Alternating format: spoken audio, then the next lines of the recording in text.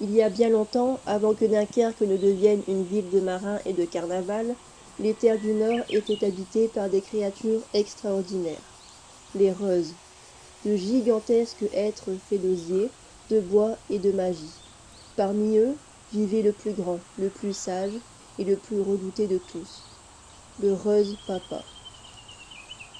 On raconte qu'il mesurait plus de 6 mètres de haut, avec une grande barbe tressée, un manteau de marin, et qu'il portait toujours un bâton sculpté avec des symboles anciens.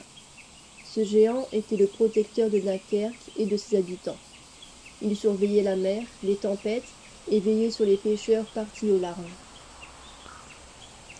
Mais un jour, un terrible dragon des flots surgit des profondeurs pour dévaster les côtes flamandes. Il faisait couler les bateaux, engloutissait les poissons et terrifiait les villages.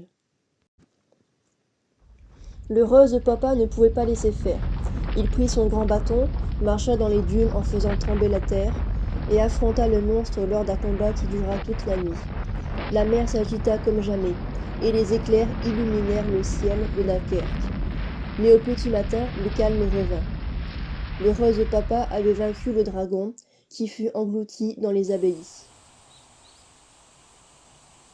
Depuis ce jour, pour le remercier, les habitants de Dunkerque décidèrent de construire une grande figure à son image, qu'ils porteraient lors des fêtes et du carnaval. C'est ainsi que naquit la tradition des géants du Nord.